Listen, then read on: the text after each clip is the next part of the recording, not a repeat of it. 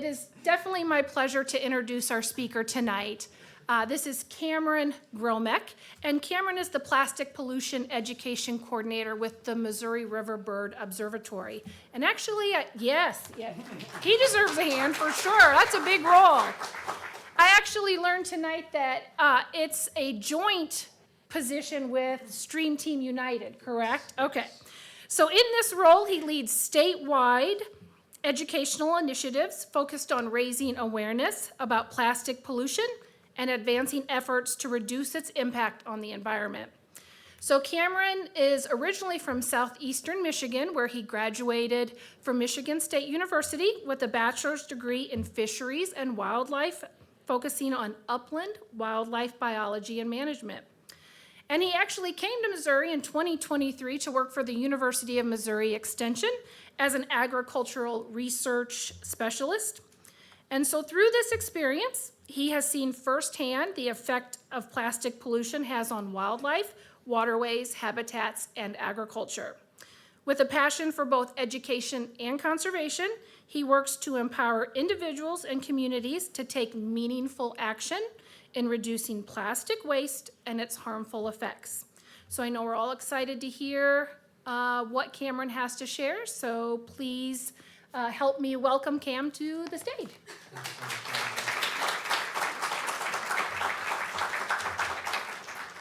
Thank you so much, everyone, and thank you for making it out here tonight. So before we kind of dive into the meat of the presentation, I do want to share with this that we do have a survey. It's a public perception survey.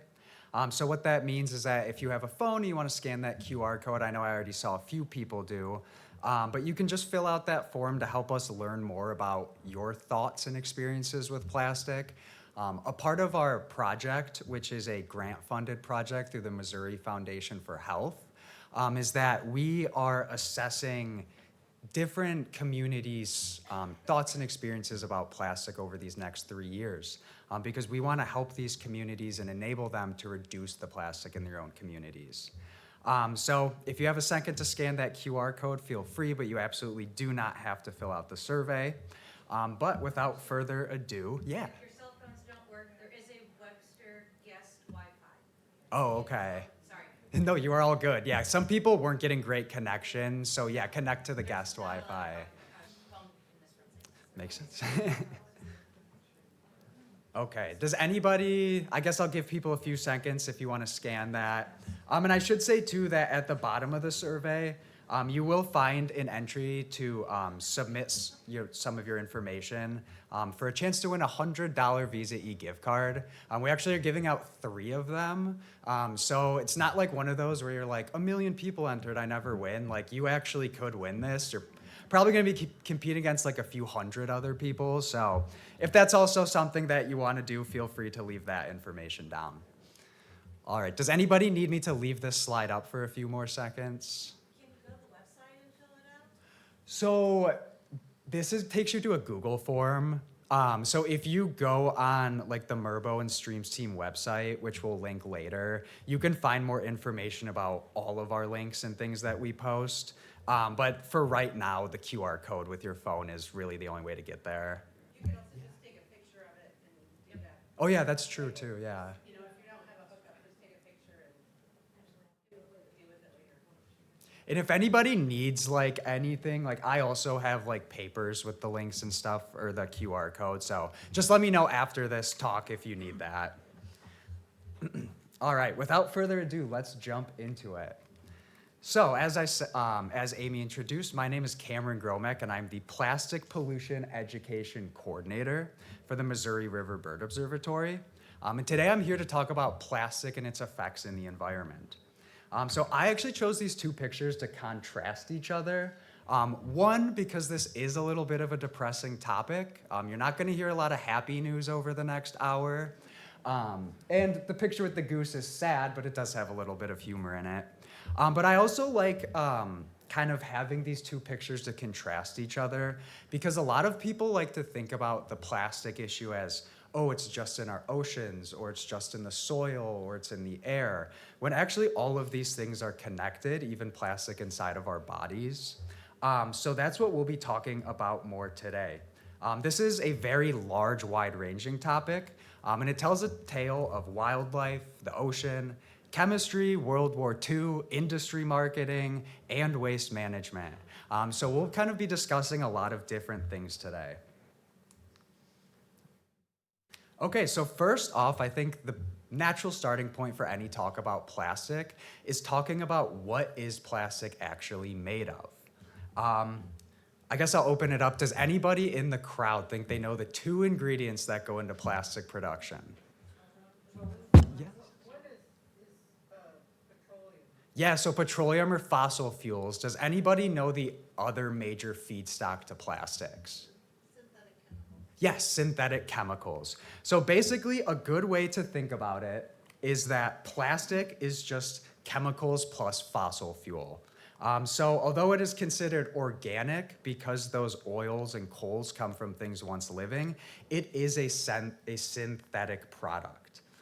So scientifically speaking, plastic is a synthetic polymer made by combining fossil fuel-based carbon chains with those chemical additives that give it all those weird properties that other things like wood don't have. Think about how plastic is really flexible and stretchable. It has a ton of different colors. Some of it doesn't break apart very easily. So that's why those chemicals get added into it to give it those specific characteristics. And I also want to mention that you see throughout this graphic right here, there are a lot of different ways which plastic pollutes. It's not just using it and throwing it out and it goes into that water. When that oil and gas is extracted, greenhouse gases go into the air. When the chemicals are produced, those chemicals are burned and released into the air, into waterways. So it's not just one source. Plastic can actually pollute at every single stage of its life cycle.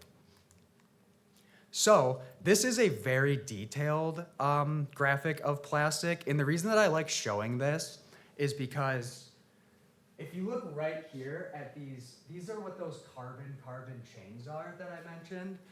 And that is what gives plastic its really strong base. So the reason that plastic takes hundreds or even thousands of years to break down in the environment is because it is made from these carbon chains. Now, I also want to highlight the chemicals that are used in plastic production. So we talked about how these chemicals give plastic their certain characteristics. You can see over there some of the most common bad offenders found in plastic. You might recognize a few of these names. So I kind of want to quickly discuss bisphenols, which some people may also recognize as BPA. So bisphenol A is a chemical used in a lot of food and drink packaging, but research actually showed in mice that it was leading to higher rates of cancer, which were also suspected in people. So some people may already know about BPA because it was used in baby bottles for decades, and it was actually banned in 2012 from production in baby bottles. Now, the real catch to this is that this known toxic chemical was only banned from baby bottles. It's actually still in a ton of our food packaging used today, and it's actually still in children's toys. So this kind of just gives a good example of the fact that even when we know the problem with these chemicals, a lot of times they're still in the products we use. Now, in terms of these chemicals, there are actually over 16,000 chemicals involved in plastic production. Now, this is the really scary number. Over 4,200 of those are considered substances of concern. So there's a quote from Jane Munke, who's the managing director of the Food Packaging Forum out in Switzerland, that I find very impactful. And she says that one of the scariest parts about plastics is that, quote, even the people who manufacture plastics don't know the exact chemical composition of the finished material. So even the producers don't know exactly what's in a plastic water bottle. Okay, so now that we've kind of got that baseline of knowing what plastic is, I think another important question to start with is where did it all come from and why does humanity rely on it so heavily today? I don't know about all the people in the crowd, but you see this picture of all this plastic wrapped fruit at grocery stores. That's pretty much the norm you see when you walk into a lot of grocery stores these days. Now, I was born in 1996, and when I was a kid, grocery stores didn't even look like that. So things have accelerated very, very quickly. And all this unnecessary reliance on plastics is extremely new in the overall history of the Earth. When my grandparents were born, they were not born into a plastic planet. Significant changes have happened during our lives, and I personally believe that the history has a lot of relevance in the current state of the world, and we must start at the beginning. So looking at the birth of plastic, the beginning of plastic, where did it come from? So plastic was introduced to the world in 1865, actually through the game of billiards. So pool balls were originally made out of ivory, which was becoming very rare in the 1800s due to the overhunting of elephants. Because of this, John Wesley Hyatt invented a new material that could be molded into any shape and called it celluloid. So celluloid was one of the first names for plastic. Ironically enough about this story is that in an effort to conserve wildlife resources, we actually introduced plastic to the world. So like the plastics of today, celluloid also had its drawbacks. I like to add a little humor into this because there is a lot of depressing things we talk about. So I think this is really funny that there's a story that with those celluloid pool balls, a bartender was quoted in the late 1800s saying that sometimes if someone would strike the pool ball hard enough, it would literally explode because these things had these chemicals and things inside of them. And the bartender said, quote, "Instantly every man in the room would pull a gun whenever this happened." So it's one of those like old Western standoffs with a pool ball. So eventually Hyatt would expand this beyond just pool balls, things like combs, piano keys, radio equipment, and many, many more. Then after that came Bakelite, another early century plastic, and then this really started the cascade of modern plastics that we know today. So now the expansion of plastic. Before plastic products hit our daily lives, they were first needed somewhere else, on the European and Pacific fronts of World War II. It can even be said that plastic played an important role in the Allied forces winning the war. So as factories converted to a wartime economy, the demand for military supplies led to a new explosion of plastic products. Much of the modern military equipment we know about today was actually developed during this time. So things like parachutes, plastic ropes, plexiglass aircraft windows, aircraft parts, helmet liners, rain gear, etc. They all revolutionized military operations and helped soldiers live longer and live healthier at war. So within this period of innovation and triumph, for the plastic industry, there also was a very dark reality for future generations. This was also a time of innovation in chemistry. So the reason that I like to bring this up is it sets the stage for why we have so many of these bad chemicals today. As this was a time of war, and there was a wartime market that demanded urgent products being shipped out of factories, many of the toxic chemicals we see in plastics today were actually developed during this time. And because we were at war, no one ever slowed down to think, is this toxic, is this not? How is this gonna affect people in 50 years? And all these things just got pushed out onto the market. Oh, did I go too far? Oh no, that's right. Okay, so now we are now in what I like to call the age of plastic. So as the economy shifted back to a domestic focus after winning the war, fossil fuel and petrochem companies were faced with a question: what is the future of plastic? Unfortunately, as anyone who takes a walk along the Mississippi River, the Missouri River, your favorite creek would know, they were thinking about short-term profits and not the long-term prosperity of our planet. So although there's no specific day, I like to think of post-World War II as the beginning of a new chapter in the history of Earth. Just as we have the Bronze Age and the Golden Age, we now live in the Plastic Age. So plastic has come a long way since those balls, and was not just an alternative to conserve natural resources from animals anymore. And the industry looked to grow not by moving plastic into people's homes, but actually through them. not only can you get people to buy a plastic product, but having them thrown away to buy new products is basically an infinite money loophole. And the industry knew this. So they started marketing this, as you can see in this. This was on the cover of Life magazine in the 50s. People were celebrating this new age of wastefulness. So now we are here. So the decisions that were made only a few generations ago have left us with a planet's worth of waste that will persist in the environment for a long, long time after we're gone. So now looking at the current state of plastic, plastic production has actually doubled over the last 20 years, and it is on pace to double or even triple again by 2050. Over 460 million metric tons of plastic are produced annually, and about 14 million tons of that are dumped into the ocean every year.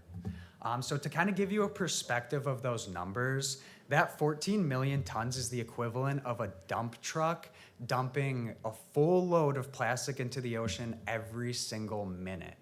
And the scariest part is that this proliferation never stops, it's actually speeding up. As demand for traditional gas and coal-based fossil fuels is decreasing, the fossil fuel industry has found its savior in plastic. The more plastic you produce, the more fossil fuels you can extract and refine, meaning more profits. Now, you might also kind of be thinking along these lines that this has actually led to a major shift in greenhouse gas emissions, where plastic has become a major contributor. So as you see up here, if plastic were a country, it would be the world's 5th largest greenhouse gas emitter. Now the two topics are kind of related with each other, but we won't really go down that rabbit hole. But I do think it is important to bring up the fact that, you know, beyond just the plastic and the trash you see out, it's also not helping out other issues like climate change. Okay, so now talking about plastic in the environment. So plastic pollution affects virtually all living organisms, from things at the bottom of the food chain as small as phytoplankton, all the way to the top as things like sperm whales are commonly found with plastic bags in their stomach. Birds commonly mistake small plastic pieces for food or nesting material. Fish across the globe are found with microplastics in their stomach. Even elephants in Sri Lanka have died from eating plastic garbage in landfills.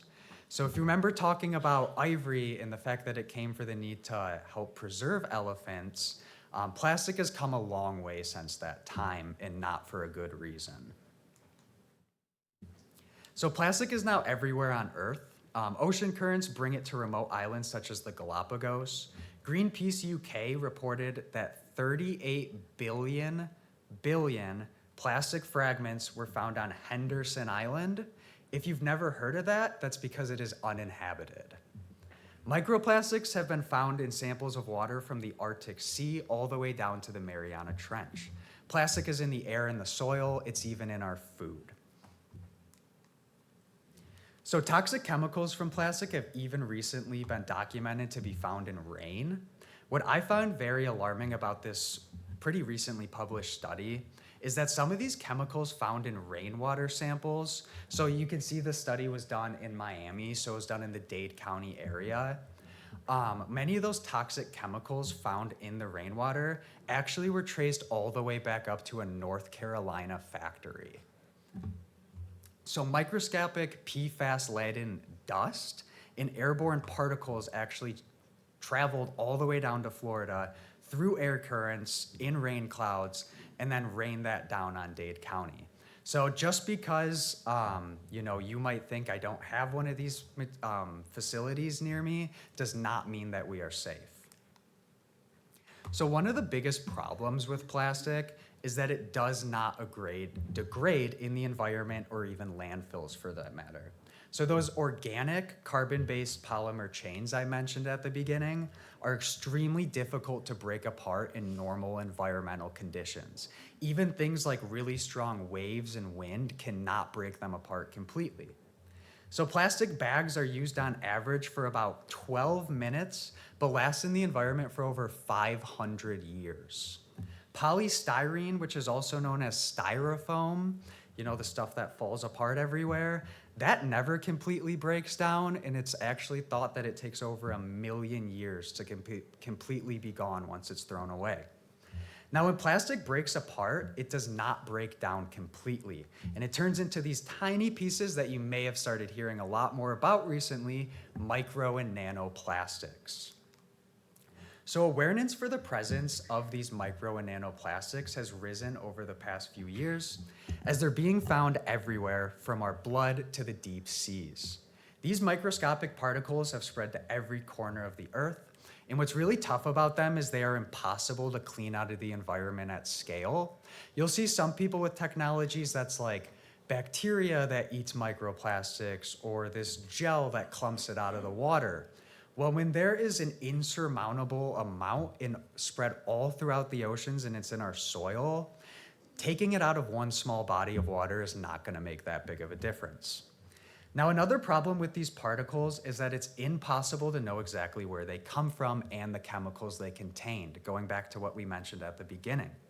So these micro nanoparticles actually act as a magnet in the water, and they concentrate things like heavy metals and persistent organic pollutants. And they can actually they can be found in concentrations of up to 1 million times higher than normally found in seawater. So then when you add other things like chemical absorption and migration and bioaccumulation, all adds to this problem.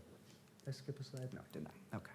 So in the Pacific Northwest, coho salmon have actually been found to mysteriously die off when moving into urban creeks to reproduce. This is also a pretty scary study that was done looking into this because researchers identified that this acute mortality event of these salmon was being caused by 6-ppd quinone, which is a globally ubiquitous rubber tire antioxidant that is killing these fish. So in a more layman's terms, when people drive, every single time your tires move around, they're spitting plastic everywhere. And these plastics that come from our tires are filled with PFAS. Rainwater brought it into these streams, and now salmon, who for thousands and millions of years have had this migration and breeding ritual, are actually dying just from swimming into these inland creeks. So this is a horrifying picture of an albatross mother feeding her baby plastic pieces. The picture's very sad, but the reason that I do like bringing this up is because a lot of people don't understand why wildlife eat plastics. Because these plastics come from organic chemistry, they're actually made of things that were once alive. And a lot of these properties can be attractive for wildlife to consume. So if you think about food packaging, think about any really thing that you bought, like fish that's covered in that thin plastic wrap. A lot of times that wrap is literally touching the food that you eat. So even if you throw it out, if a bird's flying around and smells that, they're gonna think that's a fish and they're gonna go down and eat it. So they just, they can't know any better a lot of the times. And it's actually estimated that over 90% of seabirds have plastic in their stomachs, and this is considered an underestimation, actually. Microplastics can even be found on small organisms. I find this picture super concerning because, as you can see, this is from the Adirondack State Park in New York. Now, this is a pretty pristine park, forest that's pretty far off the beaten path of, all the busy places in New York. So this just shows that even microplastics can get on these small microscopic animals, even in places where plastic isn't really being produced or used. And to probably no one's surprise, microplastics have now been documented in almost every part of the human body. So they are in our blood, heart, livers, kidneys, testicles, breast milk. Microplastics have even been documented to transfer from mother to their fetus, and they are even found in placentas. So that's right, babies are actually already being born with plastic inside of them. It has also recently been discovered that nanoparticles can cross the blood-brain barrier and enter the brain. So although scientists have discovered the presence of plastic inside of us, these long-term health impacts are still relatively unknown. So we've only been doing these pretty intense studies and research for the last 30 years, meaning that we are really, really far behind the 8 ball. So beyond just having these microplastics inside of us, how we talked about how a lot of harmful things can bioaccumulate to them, or at least act as a magnet for them, the chemicals from plastic are actually what's really bad and really what makes people sick most of the time. So the chemicals from plastic have been associated with a host of non-communicable diseases, such as diabetes, cancer, neurological disorders like autism and ADHD, and even reproductive issues in men and women. So many of these chemicals known to be in plastic act as endocrine disrupting chemicals, or EDCs for short. The ability of these chemicals to interact with and disrupt our hormone system is the key aspect of plastic's toxicity. So this is the real breakdown of kind of why once you have this stuff inside of you, it can cause so much harm. So plastic is not an inert substance. Biologically, it's very active, and these additives influence this activity. So what this means is that chemicals can actually leach into or out of the environment into our bodies. So once into our bodies, these micro and nanoplastic particles and the chemicals they carry continue being active.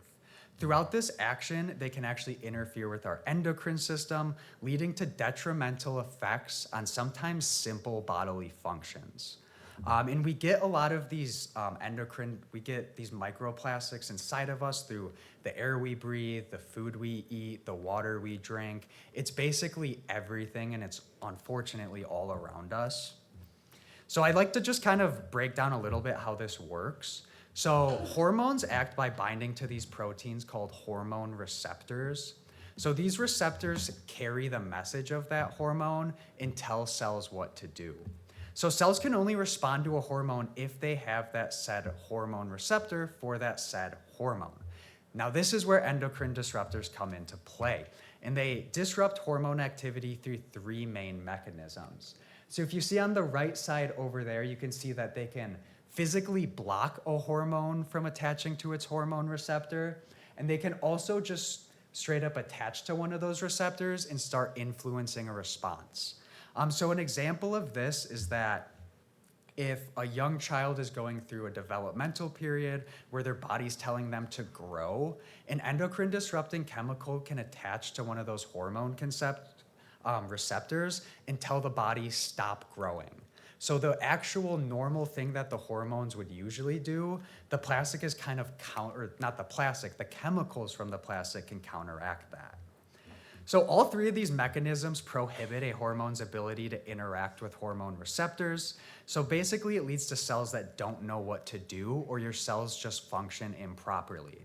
Now different endocrine disruptors interact with the endocrine system differently, and some only act on a single hormone system, while many can interfere several at one time. So this has led to that rise of non-communicable diseases I talked to. Things like cancer and obesities are now on the rise because of these chemicals. And John Peterson Myers, who's the chief scientist of the Environmental Health Sciences, gave a testimony in 2022 to the US Senate. And he's one of the people that's kind of a bigwig within the Endocrine Society. He's a leading researcher in these things. He said to the US Senate, quote, "EDCs are on a scale of bad somewhere near, if not equal to, climate change. And some of these worst impacts may strike well before climate change's worst consequences unfold." So we're seeing this actively. As I said, babies are being born with plastics inside of them, and a lot of these neurological disorders and things like that are on the rise and can be attributed to these chemicals. Okay, don't worry. I'm not going to tell you that the aurora borealis is a reflection of microplastics in the sky. That was a lot of info we just ran through, and it is pretty intense. Some of it is pretty scary. So I like to just take a second to look at something pretty, take a deep breath, and kind of remember what we can do. So the unknown can be intimidating, and to me, that's the scariest part about plastics. It's not just the fact that we know it's all out there. We don't know how it's gonna affect our health or the health of wildlife in future generations. But within this uncertainty, I do think that there is hope and that there is a lot of resiliency in people across the globe to fight this. You all wouldn't be here today if you didn't care about this issue at all, which is really exciting to someone who works in this field. And the story of plastics can be a bleak tale of pollution and disease, but these final chapters are not written yet. We still do have time to make impacts and changes. So how do we get ourselves out of this global plastic mess? It's a complicated question, and you'll hear many solutions thrown around, even by big oil and their lobbyists. Before talking about real solutions, I actually think it's important to discuss false solutions, because there are a lot of things that get pushed by the industry and by the media that actually will not really remedy these problems. So these false solutions only perpetuate the plastic product or pollution crisis by convincing the public that the mess is solely on us individuals to fix. I want to tell you all that it is not. We can limit the amount of plastic in our own lives, but even as an individual, if you do that, it does not stop that 460 million metric tons produced each year. So these false solutions are a dangerous misdirection that puts the financial blame actually on the taxpayer, and instead of the company that is proliferating these products into the environment and into our bodies. So to talk about a few of them, the first is actually plastic recycling. So recycling is the plastics industry all reliable to avoid financial and the moral responsibility of cleaning up their own trash. Now, I do want to preface this by saying that I'm not saying recycling is pointless. There are a lot of very successful recycling success stories.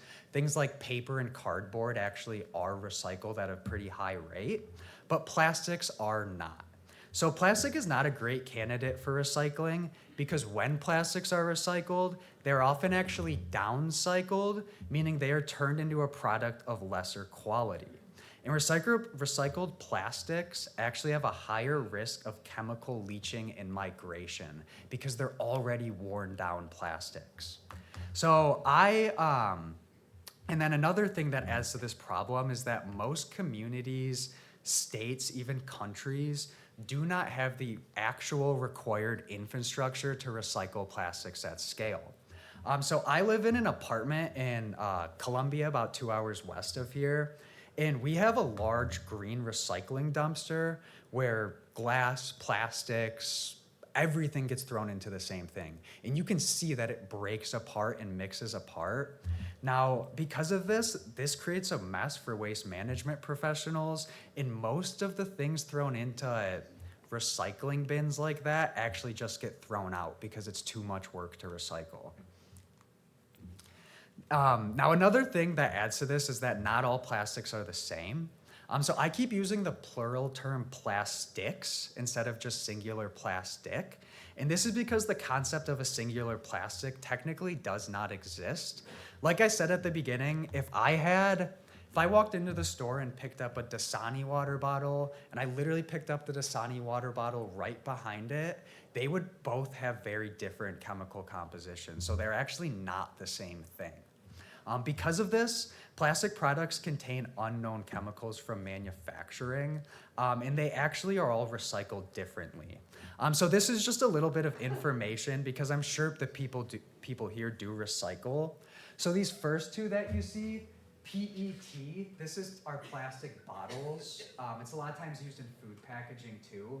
And then HDPE, that's like if you get like a plastic tub of spinach from the store, that's probably plastic number 2. These two types of plastic can be recycled effectively, but numbers 3 through 7 actually cannot. So a good example of this is styrofoam. Styrofoam can never, ever be recycled. It will always get thrown out. And like I mentioned earlier, it takes over 1 million years to break down in the environment. So because of these challenges and a lack of public awareness, plastics are recycled at an alarmingly low rate. In America, only 5 to 6% of all plastics get recycled. The rest, 96%, is either landfilled or incinerated. Now, if the industry knows that recycling doesn't work at scale, then why do they push it onto us citizens like it's this green thing that can solve this global crisis? The simple answer is that the plastic industry does not want the public educated on these realities, because then it would be a lot harder for them to have to answer for their actions. So greenwashing is a term used to describe the process of making false or misleading environmental claims to mislead customers. I often get ads from Amazon about how they've reduced their plastic packaging and are committed to sustainability. This is greenwashing. The companies that are, destroying and polluting our planets are not the people working to save it. I personally get very frustrated when I see these types of statements made, because a lot of people that don't know any better don't know to question that. And that's not their fault, right? We can't know what we don't know until you're actually educated about it. So going back to the BPA example, how I talked about how BPA was excluded from baby bottles, but it's still in a lot of other products. I like to bring this back up at this point because this is another example of greenwashing. If you see something like a plastic toy or something for a kid that says BPA free, that does not mean bisphenol free. And a lot of times these products actually have substitutes known as bisphenol F or bisphenol S. Now, these petrochem companies design these chemicals to do the exact same thing, but have one minor difference that makes it different from the way the EPA regulates it. So if you see BPA free, that does not mean that it's free of toxic chemicals. And this is actually almost even scarier, because if you replace BPA, a well-known and researched chemical, if you replace that with BPS, which we don't know much about, we actually don't know if that's actually a more toxic chemical to begin with. So this whole process has just turned into a cycle of regrettable substitutions. And I also like having this is a really funny of greenwashing, because I don't know what an eco-shaped bottle is, and I don't think anyone in here could tell me what that means. A plastic bottle inherently cannot be eco-shaped. So yeah, a lot of times when you see this type of advertising like this, think twice about it. So a modern example of industry greenwashing and environmental degradation that's happening right now is called chemical or advanced recycling. So if you look at a picture of one of these facilities that you see behind me, it does not look very advanced or green to me. Can anybody here guess what they do at these factories with recycled plastics? Yes, they burn them. So they incinerate these plastics. So as you can probably guess by now, that when plastics are burned, they release a medley of harmful substances into the air. Toxic chemicals like dioxins, mercury, heavy metals, and ash are all released when plastics are burned, in addition to those toxic chemicals. So this leads to contaminated air that can then contaminate rainwater, which contaminates soil, which contaminates our food, which contaminates our bodies. So it's all one big connected cycle. So as the industry looks to expand these chemical recycling facilities, they're actually currently being built with taxpayer money from the Clean Air Act. I find this very ludicrous that the Clean Air Act would support burning dioxins into the air. And what's really scary about that right now is that if chemical recycling right now is classified as combustion or burning, but 24 states actually have reclassified it as manufacturing to lead to less environmental regulation. And as this chemical recycling gets reclassified, we're gonna see a lot more of these factories pop up, and we're gonna have worse air quality, to be honest. And without being direct, I'm sure you can all put the pieces together that how this new administration feels about advanced recycling. So all of this tells a story of how far the industry is willing to go to avoid any real responsibility or solutions. So now if you're asking yourself, is there anything we can actually do to get out of this? I would not blame you at all. There are a lot of problems facing this crisis. As I stated earlier, I do believe there is hope in collective action. Us all being here today and talking about this is the start of that collective action. And the earth and the organisms that have inhabited it are extremely resilient. We saw this in the 1980s as people quickly unified to fix a hole in the ozone layer. And some of these solutions are actually a little bit more simple than you might think, with the first one being to stop producing so much of it. So the first and main solution to ending plastic pollution is to stop producing so much of the dang stuff. Now, when I bring this up to people, there are 2 points of pushback that I want to address.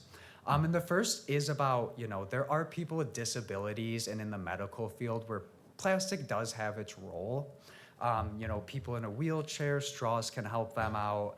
There's certain medical equipment that's just best made with plastic.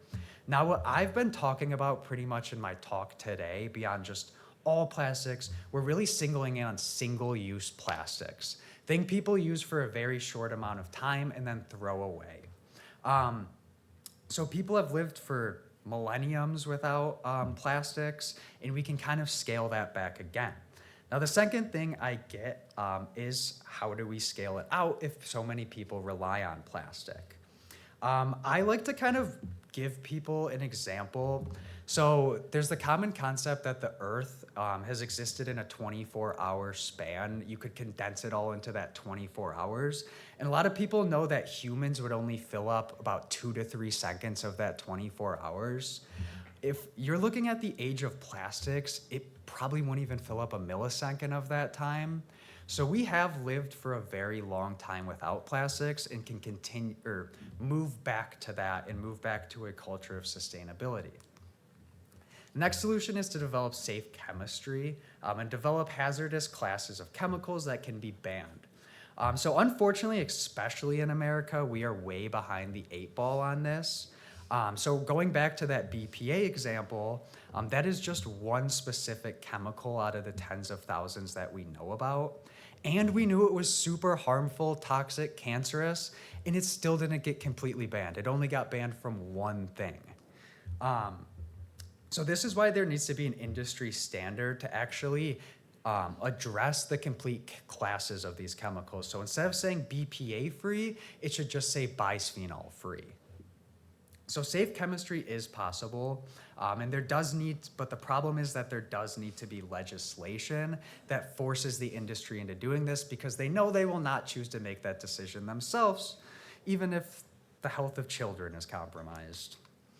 So another thing is that often underdeveloped areas suffer the greatest from the consequences of plastic.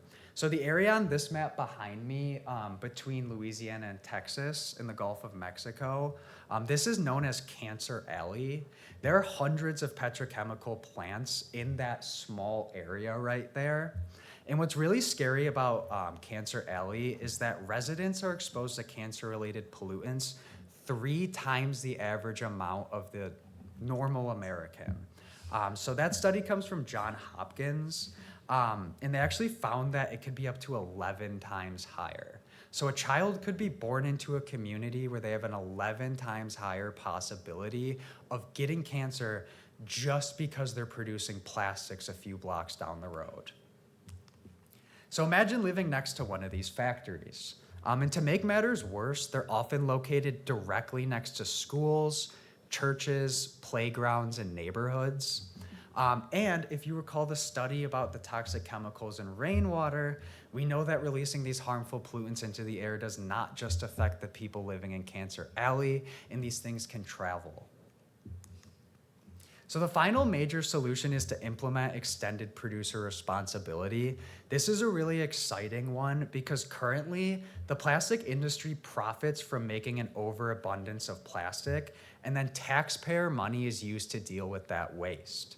So EPR is a policy tool that makes producers legally and financially responsible for the impacts of their products and packaging. So in theory, shifting costs from taxpayers to the companies will encourage them to use less packaging and use more sustainable alternatives. Now, the only thing is that EPR can really only be possible with legislation that forces these companies to do these things. So imagine that the overproduction of plastic is an overflowing bathtub. Currently, we are trying to prevent flooding with a teaspoon. It's not really we're not really getting a lot. So what we need to do is actively turn off the tap to drain the tub of all this plastic. So looking ahead with some cautious optimism, there is a lot of local and even international attention building to this problem. So now that we've gone through a lot of these scary info, it's kind of like, what can we do about it within our own communities as individual citizens? And while there is truth that none of us in this room could force ExxonMobil to stop producing all the plastic and drilling all the oil they drill, there is power in collective action, and we've seen that in cities like Bozeman, Montana, another red state. They passed a single-use plastics ban within a 100% citizen-driven petition. So citizens can take that power into their own hands. Now, Missouri specific, what's funny about this is that you actually cannot ban plastic bags in any municipality in Missouri, and that's because we have a preemption law that prevents the banning of a ban. So yeah, it's really ridiculous, and I believe it came up in like 2015 because the writing on the wall was starting to be seen, and some lobbyists that had more corporate interests, they didn't want these plastic bans taking place. So first in Missouri, we actually have to overturn that preemption law and fight that preemption law.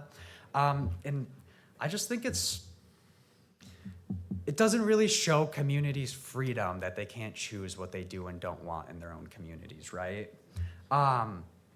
So some things that you can do to kind of take action within your own community is by providing public education, creating petitions. You can write letters to the editor and news releases that are related to plastics and get the news out there so more people are reading about it. Hosting plastic-free events is a great way to spread a plastic-free message. Engaging in schools and businesses to shift them away to reuse is a really great way. School lunches are a massive, massive contributor to plastic pollution. If you think about those like plastic trays that get thrown out, I mean, it goes through millions and millions a day throughout the country. I saw a stat once that I believe in New York alone, the amount of plastic trays used every day is taller than the Empire State Building if you stack them all up. And that's just one day. So now talking about some of the things that we're doing to kind of combat this. So if this is something, if this talk is something that has really interested you and grabbed you, we will be hosting Train the Trainer advocacy workshops over the next 3 years through our plastic program. And the purpose of these workshops is to equip citizens and community leaders with the knowledge and tools needed to take on this fight. So these workshops are typically around 3 hours and just deal with going more in depth into a lot of these actions that you can take. So basically, now that you've kind of got more of the background information, it's like, what can you actually do about it in your own town? So we actually just hosted our first one. This picture is from last week in Columbia. This was at the Columbia Public Library, and we had 32 attendees who learned more about this issue and actions they could take specific to Columbia. Thank you, I appreciate it, everyone. So the reason I wanted to bring this up is because we have gotten interest, from different citizens and groups about hosting one of these in the St. Louis area. So this is something that is on our radar, and we're looking at like summer/fall. So just keep an eye out for announcements from MRBO about this. You might see this registration form sometime soon. But if you would like to learn more about these workshops or speak more specifically about them, or if you think like a really great place to host one or something, feel free to email me at that email above. And I'll also have my email linked at the end too. So here are some more links and just different things that you can follow to learn more about our plastic pollution project. So our project is called the Show Me Less Plastic Project. And at MRBO, I actually work in conjunction with Streams Team United. So going to this picture, so this is Mary Culler, who's the director of Stream Teams. This is Emily Young. So she works for Stream Teams as the advocacy coordinator. And then here you see me as the education coordinator, and then that's Dana Ripper, who's the director of MRBO. So this kind of makes up our little plastic team. And if you're interested in more advocacy work in legislation and getting bills passed and meeting with your legislators, you can absolutely reach out to me and I can get you connected to Emily too. That's kind of her sphere and her expertise. Mine's a little more general knowledge and education. But we do want to tackle a lot of different things through our project. It's not just educating people. We really want to make lasting change happen in Missouri. Now you see at the bottom, there is a national organization called Beyond Plastics.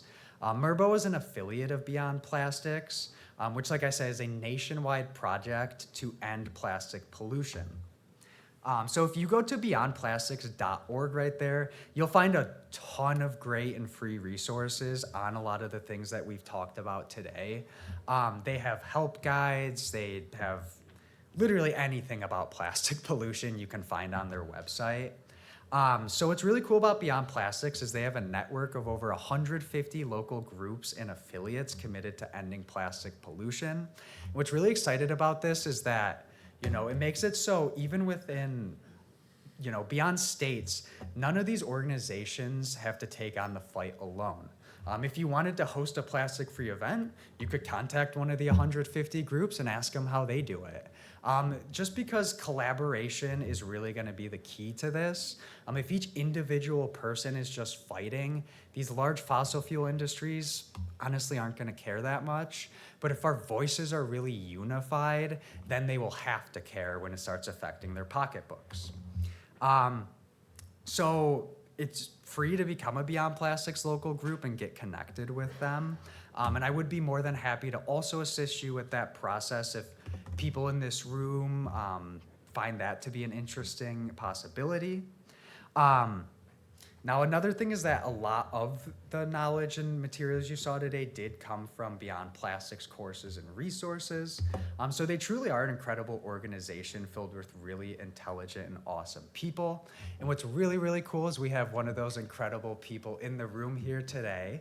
So Liz Rooney over there, she is the co-founder of Beyond Plastics Missouri and Wisconsin. And she's gonna come up just to briefly kind of speak about her experiences with Beyond Plastics and what it's like being a local group in the St. Louis area, and also future events and things that you can get involved in.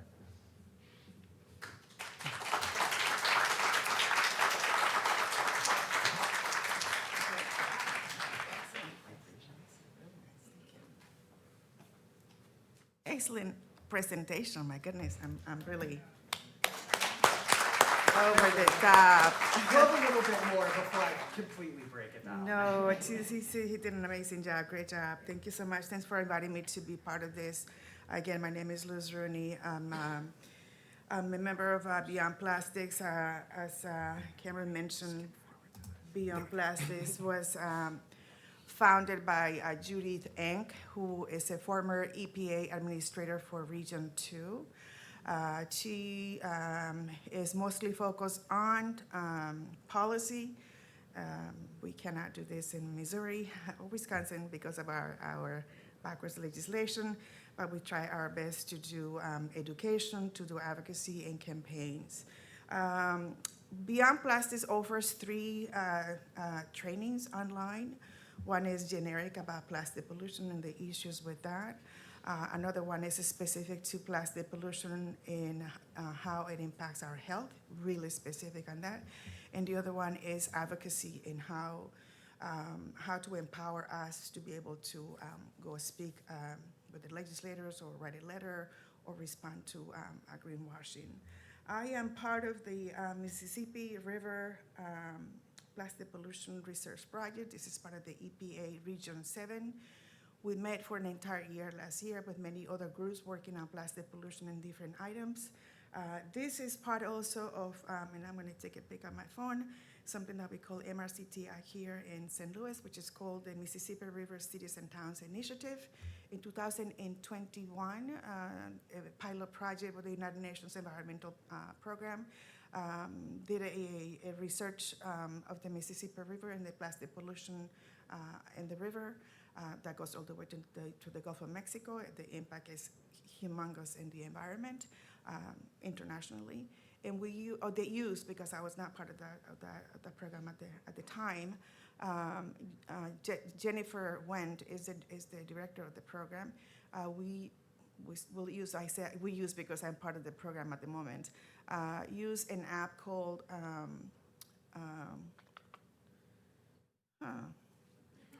what happened? The Marine Debris app. You're able to, it lists all the items that have been already selected by the University of Georgia. So you go into a site and you're able to not only click on the items that you find, but also put notes on to find out brands and all these things. And it collects, gives you a summary of what was given to you with a really pie graph, so that you can see what was the biggest criminal in a specific location where you go to do a data collection and cleanup event. I'm also part of the Partners in Education program of the Rockwood School District. So I am doing presentations to schools for students to be aware, especially in the cafeteria when they had to not knowing having food in a styrofoam plate, or using single-use the plastic bags, or even the takeout containers when they had to go get their lunch and run out, and this is hot food, and not understanding that when food is when hot food is exposed, when hot food is put in plastic or styrofoam, it activates the chemicals, and the chemicals transfer into the food, and we eat it not knowing. So it's just bringing this awareness. So what are we doing here, and what can you do since you're in the area, if you are here in the area? Earth Day 365 is the nonprofit organization that puts out the Earth Day Festival in Forest Park. They organize at least 10 different cleanups throughout, not only in by the Arch or Forest Park, but in different parks all over. And in some of those cleanups, we do data collection. The beauty of these cleanups is that Jessica Watson, who is the executive director of the nonprofit, she partners with cities, with community organizers who bring their own volunteers, because it's amazing that when you go to Ferguson to do a cleanup and to do data collection, and you find so much illegal dumping, that people who live there in a specific neighborhood may not, and I have experienced this, were not aware that this actually is not normal. It's normal for them because they see it every day, but it's not normal. And there are rules, there are regulations that actually prohibit this. And so when you partner with a community organizer and go to this work, a light bulb comes out to these volunteers from these neighborhoods that come and realize that, oh my goodness, we actually need to do something because this is a problem.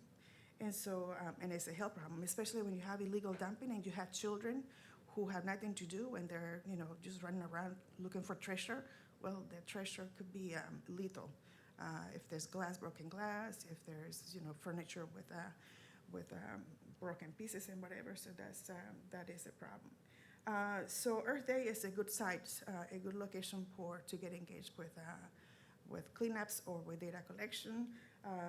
With the Mississippi MRCTI program, we do collaborate, or I collaborate with the Archway Park Foundation by the Arch in the city. They do 2 cleanups by the river. We never go in the water, it's always on land.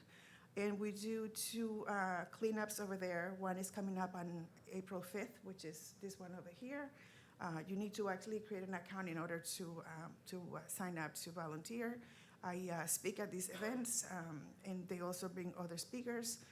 We collaborate with the recycling company. They organize, their own staff comes to actually do an audit of what they're collecting. They get the plastic bags that can be recycled, so they're separated from the other stuff.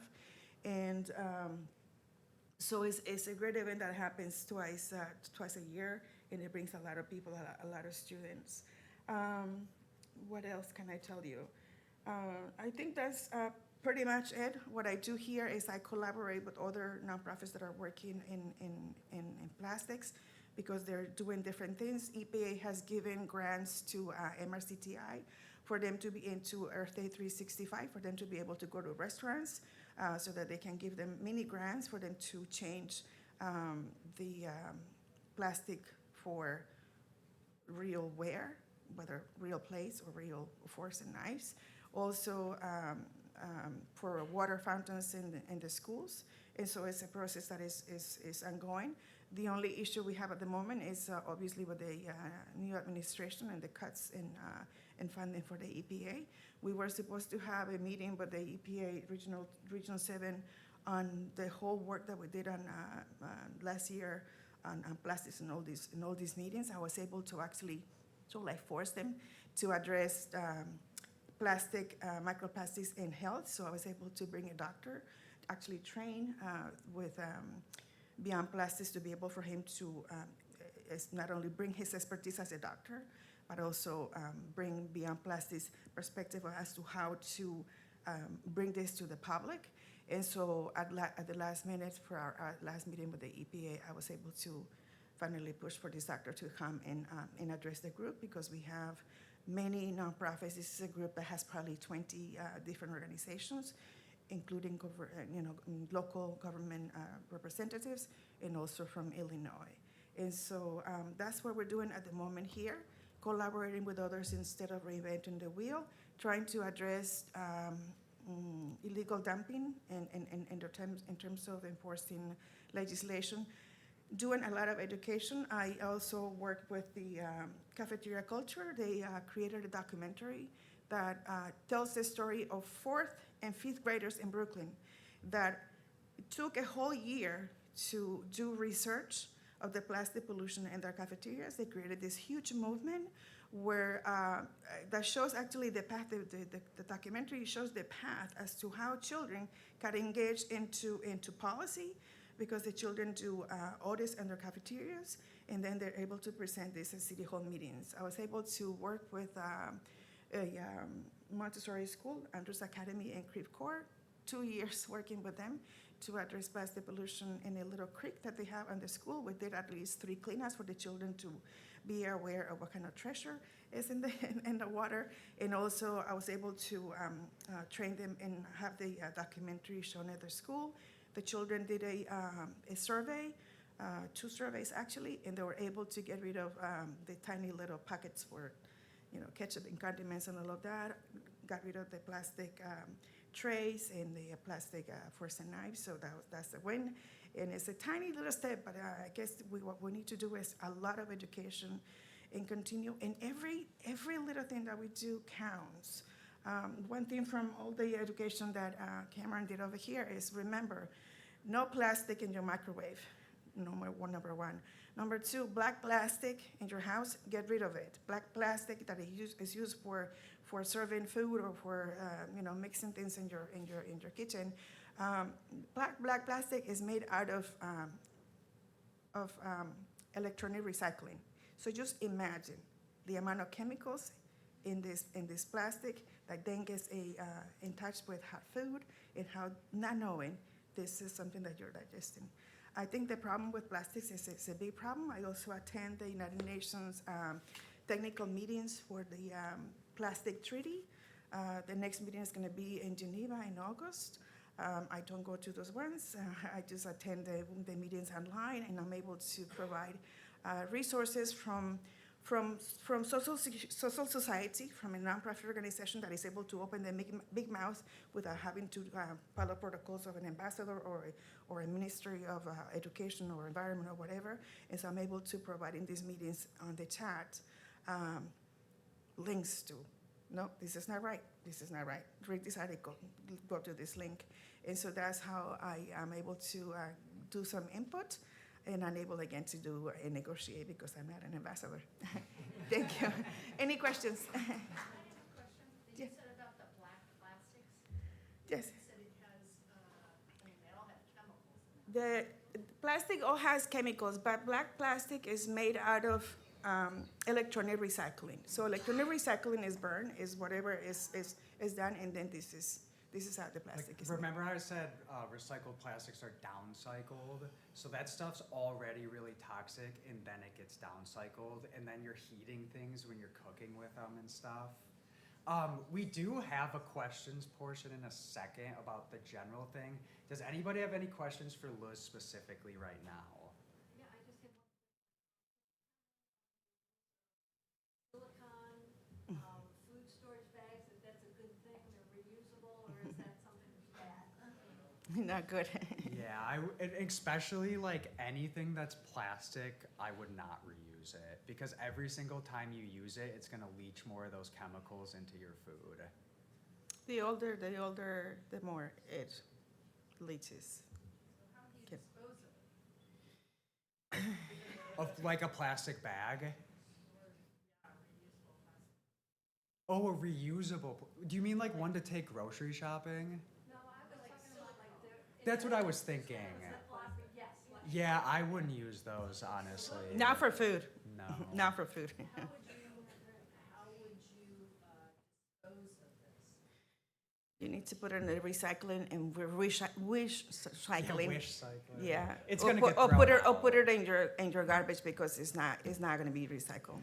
It's going to go in the landfill. Are you better off to put stuff like that just generally in the landfill It goes in the landfill. instead of in the recycle stream? I mean, so I last month toured with the Columbia Materials Recycling Facility, and I asked the foreman that same question. He said from his perspective, put stuff in. If your pizza box is covered in grease, if your milk jug is gross and covered in, like, don't put that stuff in. But he's like, you can, but like, he literally showed me out back. There was bales, piles of 3s through 7 that they were never gonna recycle.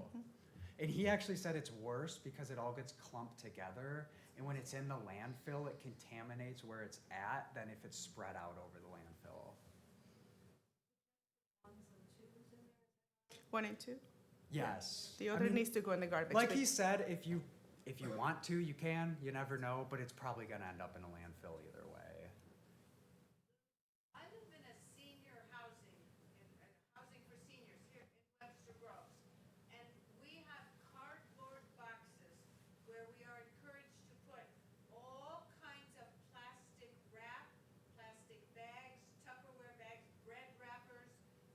We put them in there. And then we pay a small fee and get benches made. Had 2 benches made. And I know that they cooked the plastic and then so you have to get 500 pounds of bags to get a bench. That's great, Martin. Yeah, those benches are still gonna spread microplastics. They're still gonna fall apart. And I Imagine- get the point of like where it's coming from because, I mean, you can look at it as would you rather have 500 plastic bags or a plastic bench? Probably the plastic bench, right? But it is another form of it is a little bit greenwashing. Imagine the plastics that were combined to make the bench. And these benches, Yeah, by the heat, with the sun, is releasing, gases from the chemicals. When it rains, when people sit down, microplastics. So it's, I think the benefit is that they are not going to the landfill. And we understand that they're being cooked again to make the bench. And so there are some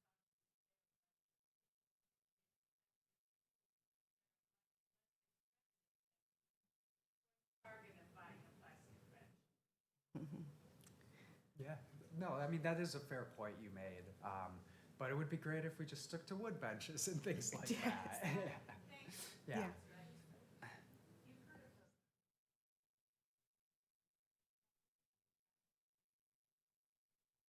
It depends on what it's made out of. So I do want to say, I do have like one more slide, so I want to get through that before we open up like general questions. Oh, thank you, Liz. So In terms of the compostable plastics, we'll talk a little bit about like alternatives if people want, but most of the alternatives, even if it's made with like a plant-based resin instead of a fossil fuel, it's still being combined with those same processes and chemicals. So a lot of times they're just as toxic. Now the compostability is never really known. A lot of even green or alternative companies with plant-based products, they say it's compostable, but you know, it would have to be composted in an industrial facility, not your backyard. So there's a lot of uncertainty with plant-based and bio-based alternatives, which is why I always tell people wood, glass, stainless steel, like real materials that exist are always gonna be the best alternatives. But to put a bow on this conversation, I'd just like to end with a hopeful sentiment that I think doesn't really get talked about in the scope of plastic pollution. So as humans, one of the most important things we have is our relationships. We have relationships with loved ones, friends, families, our communities. I would even bet that everyone in here has a unique relationship with nature and the world around you. Because of plastic in this throwaway culture, we now live in a very fast-paced throwaway world. Relationships often take a backseat to convenience because of this. Think about, you know, flying on your way to work. You know, a lot of people stop and get a cup of coffee through a drive-through that's in a plastic cup. They down it before they get to work just to try to make sure they're ready. I think that we can change to a new culture and kind of move backwards, where instead of, you know, trying to get that quick, convenient plastic cup of coffee, just sit down for a second, drink a cup of coffee, and observe the world around you. So I actually think that the plastic pollution crisis is not just an opportunity to move away from throwaway culture and save our planet, but it's actually an opportunity to slow down, live in the moment, and focus on what makes us human, our relationships with each other and the world around us. So thank you everyone for that. And thanks a ton everyone for sticking around. I know this went over a little bit, so if people have to go, absolutely feel free. I know it's getting kind of late. But if people want to stick around for another 5 to 8 minutes till around 8:30, I could still be here to answer questions if anyone has any. Yeah. Okay, used to be we recycled ones and twos in separate bins. And so when you did it, did they reproduce ones and twos? Yeah, that honestly, that would be a pretty good. That's better than now we have a big container of plastic in. It's mixed with all different kinds. So what happens to that? Yeah, that's a great question. So I think that would be so I was asked that they used to separate ones and twos, like you would throw ones in one bin and then twos in another. And now a lot of recycling in like bins and dumpsters and stuff, you just put everything into one thing. So I was asked like if that's better to separate it. Yeah, you get ones, when you have ones and twos separated by themselves, you get ones and twos. Exactly. So I think that should be required, because what happens when that big mixed thing comes in is it goes down a conveyor belt and workers literally sit there sifting and throwing it like super fast. So that's the reason a lot of plastics get thrown away, is these workers are just normal people. They're very overwhelmed and we have all this trash coming at you. Like, to be honest, I doubt they care that much about each individual item getting recycled. So basically, if ones were in one, then they would never have to take the time to separate them. If twos were in two, they would never have to take that time. So separating the things that you put in recycling bins would be a good thing for that. And even if there was a 3 for 7s recycling bin, you know, like I said, like some of those things can get recycled, so it's still maybe better than a landfill. It's just, don't get your hopes up thinking that most of them will get recycled. Does that answer your question? Yeah. Okay. Yeah. Yeah, I'm wondering, you know, the convenience thing is going on in our culture. And has anybody like gone to a supermarket chain to try to reduce the number of stuff they package in plastics? Because it's prolific in the deli Yeah, for sure. So if you're looking about more like local individual grocery chains, not like the major chains, there is a lot of work that's been done with people because a lot of these things, moving away from single use, even like a fast food restaurant, not handing out all these plastic straws and single use utensils, it actually saves these businesses more money in the long run to not use so much plastic packaging because they're also paying the petrochem industry. You know, if you buy a piece of food that's wrapped in plastic, like half the price you're paying is for the plastic packaging. That's like why they want to push this so hard because it's just another thing to sell people. I haven't personally heard like major chain success stories unless you're talking about like plastic bags and stuff like that. But that would be a really good thing to target would be the food packaging because that is a really big thing. Yeah. I'd like to comment that the issue with that is that stores like Walmart or Target, they want a general supposed to be having decision in the store, filling the store. The thing to do is as an individual,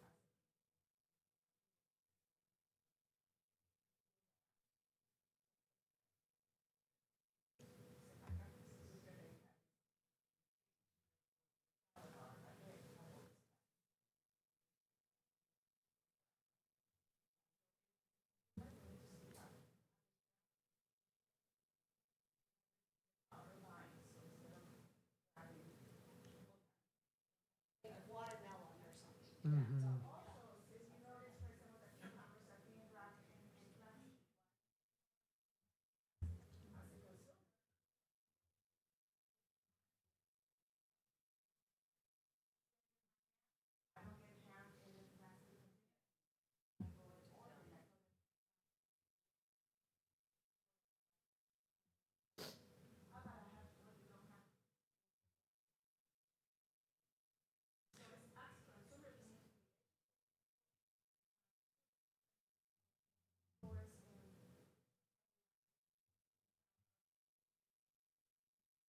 And those brings up a really good point that I want to mention quickly that the reason a lot of these things are packaged in plastic and stuff is because we're not eating seasonal foods. We're not eating things that are naturally, you know, if you have cucumbers that come all the way from like Africa or Asia, they kind of have to be wrapped in something, right?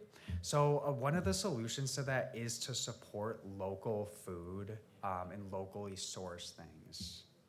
Yeah, Amy. The slide where you were talking about 14 million tons of plastics being dumped in the ocean. Mm-hmm. By dumped, do you mean purposely dumping, or by dumping, do you mean accidental through litter, through rain, washing into oceans? I would say all the above. I use the word dumped when talking about like the like dumpster truck analogy. I might have accidentally said dumped in like the thing before. That 14 million, like a lot of microplastics fall into the water because they're literally shipped in crates on these giant freighters and boats. And sometimes a wind rocks the boat and a ton of these crates of microplastics, these little nodules used to make plastic, all fall in the ocean. The other thing is just things like rivers and waters taking them out from where they're at. So it is a lot of different ways, and there are some corporations that purposely just dump it. Another thing is that in America, we actually ship most of our trash to third world countries. So that's another way that plastics enter the water too, and another way that environmental justice communities are much more impacted.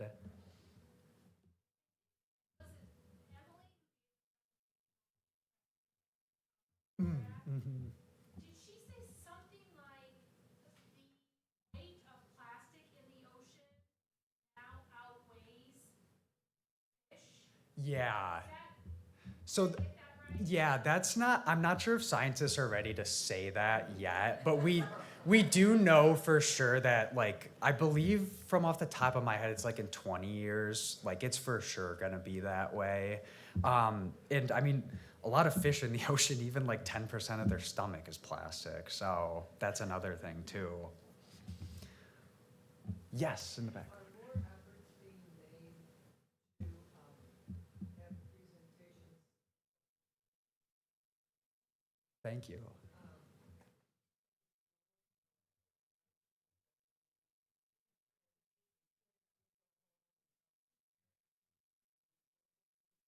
Yeah, no, for sure. So in terms of as far as I know, I am the only plastic education coordinator in the state, so it kind of is all on me.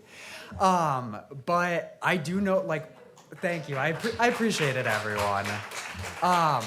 But going back to your question, working with schools is something that's on our radar. So Lou's brought up cafeteria culture, who the Missouri River Bird Observatory is also connected, we're partnered with. So we want to work to get the kids introduced to the issue by screening the film, as we mentioned, but then have follow-up actions like doing brand audits in their cafeteria. If they would prefer to get a presentation like this, I would be more than happy to do it, but I'd imagine kids would like to do something a little interactive. So that is something that's on our radar, and I mean, if anybody here has any like school connections, or you know someone, or you have a kid in a class so you think it'd be beneficial, you can feel free to email me at that one down there. I'm always looking to be connected with people all across the state. The other thing is, service projects they need to do, and if this could be part of some of their service projects. Yeah, that's a great idea. And I mean, just getting kids involved in sustainability and having that leadership and responsibility to feel they're making changes within their own school for the health of their classmates, that's just a good thing in general, even beyond just talking about plastics. So I do agree that it will be very beneficial to get children and younger people involved in this too.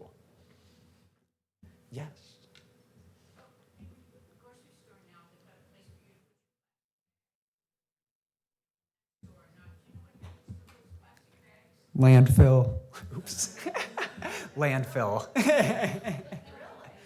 Yeah, plastic bags can't be recycled ever. They actually clog up machinery.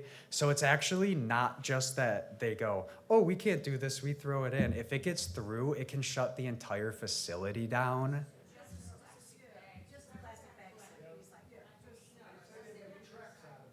Like the ones that you get from the grocery store? Yeah.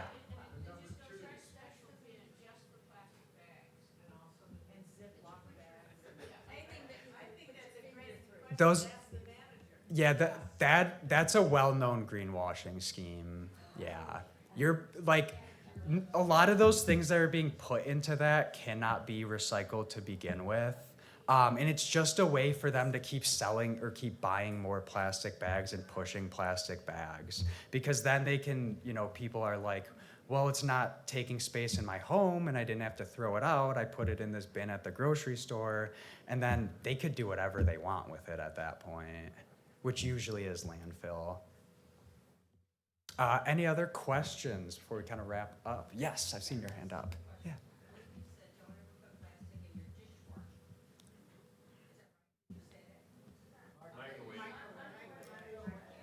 I would include dishwasher to that too.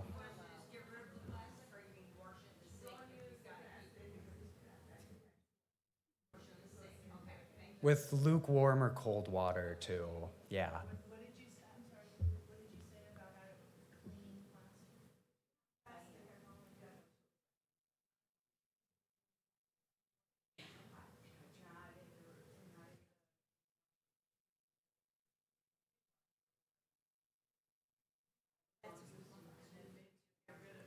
You're so right about that. The microfibers are found more in the ocean than any other kind of microplastic. Yeah, our clothes are pretty much all plastic now. Like real 100% cotton clothes are very rare. Yeah. Isn't fast fashion one of the culprits? Of course, we have disposable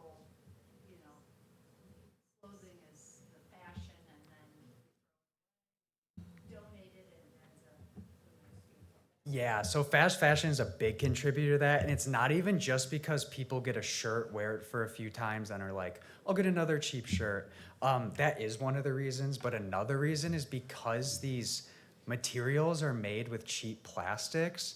Every time it goes through your drying machine, I mean, I notice with clothes I buy now that like, even if I think it's a nice thing, like they fray, these things are falling off, like those are those micro fibers that are falling off your clothes, and the dryer machine really gets them off and then throws it all out through that vent into the air, into the environment. Yeah, in the back.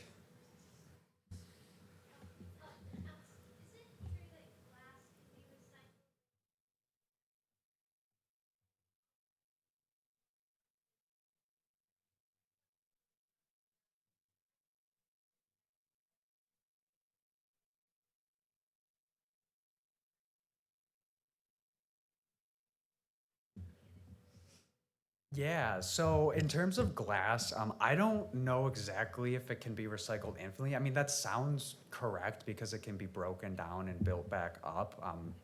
But the thing is that's a little difficult about glass is a lot of recycling bins, people just toss the glass in and it breaks. And that creates a safety problem for waste management workers, and then they can't recycle that. So when I went to the Columbia Recycling Materials Facility, they had their own dumpster filled with glass that they didn't really know what to do with because it was all broken. So I mean, if you have your own like bin and you can put it in without it breaking, like absolutely. But we have like in Columbia, I know there's a new specific purple recycling bin that's only in one part of the entire town where you can put your glass. That's Ripple Glass is that company. Oh, it is? Okay. PPLE. Okay, good to know. I'll look more into that. They're out of Kansas City. Wonderful company. Really cool, yeah. And like I said, like a lot of other things can be recycled effectively. It's just plastic's not really that. And then going back to your second question, which was about the chasing arrow signs. So the chasing arrow signs are like the biggest greenwashing thing. Like everyone who sees them, your mind instantly goes to conservation, green, animals, saving the planet. That's purposely been pushed by companies like Exxon and Shell and things like that. Yes.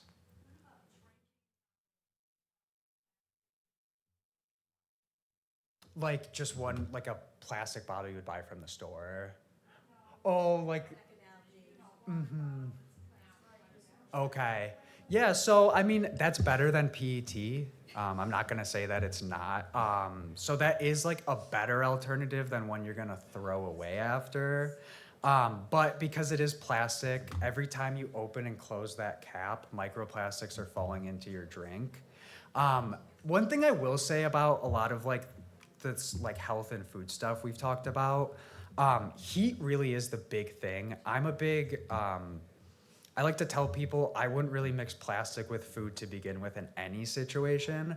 But if you had to compare something that's cold with something that's been heated with plastic, the cold thing is less likely to have that chemical leaching, but it still does have a lot of microplastics in it, and it still can have some of that chemical leaching. So I would definitely recommend getting a stainless steel water bottle. That's the way to go. So what if you got a glass container with a plastic top? Glass in